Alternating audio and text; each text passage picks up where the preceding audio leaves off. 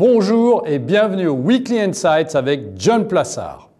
Début décembre 2020, dans une étude intitulée « Faut-il acheter le FTSE 100 ?», j'indiquais entre autres que la thématique d'investissement britannique pourrait être la grande gagnante de 2021 et prendre les investisseurs par surprise.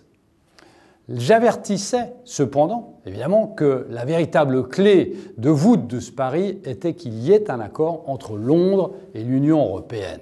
Après un accord acquis au forceps, le FTSE a connu son meilleur démarrage de l'année depuis la création de l'indice britannique. Rappelons ici que le FTSE 100 a perdu sur le courant de l'année 2020 14%, alors que l'Eurostoxx 50 n'en a perdu que 5%. Donc quels sont les arguments en faveur d'un rebond des valeurs britanniques en 2021 ? Alors d'abord, une forte reprise économique. Une épargne élevée, des mesures de relance budgétaire massives, des aides monétaires aussi très fortes de la part de la Banque centrale d'Angleterre, un vaccin et encore un accord sur le Brexit sont des arguments qu'il ne faut surtout pas minimiser. Deuxièmement, un marché value.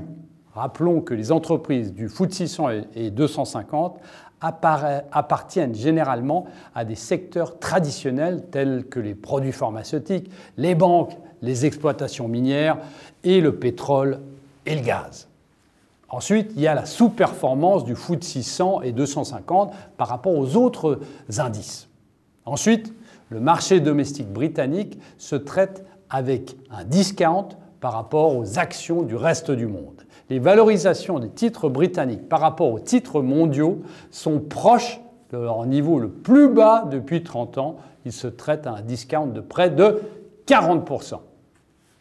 Quels sont les secteurs qui pourraient en bénéficier ? C'est en premier lieu les valeurs du FTSE 250 qui devraient en bénéficier à travers leur profil domestique.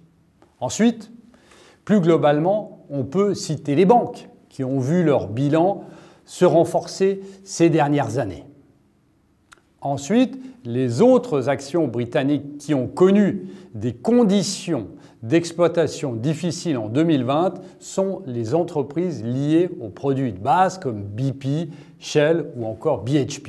Leurs bilans se sont cependant améliorés pour être plus sains que par le passé.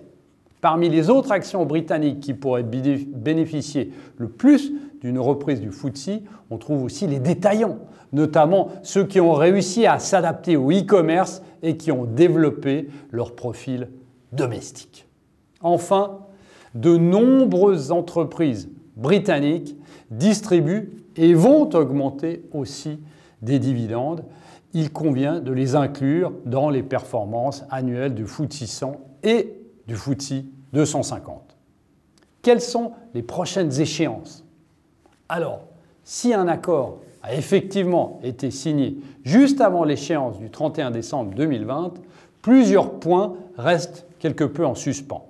On peut citer notamment la logistique, le secteur manufacturier, la distribution, la pêche et, bien évidemment, les services financiers.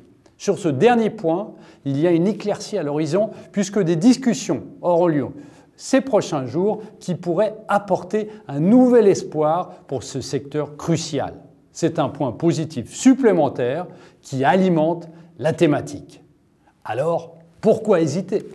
Merci beaucoup, passez une très bonne semaine et surtout, n'hésitez pas à lire mon morning.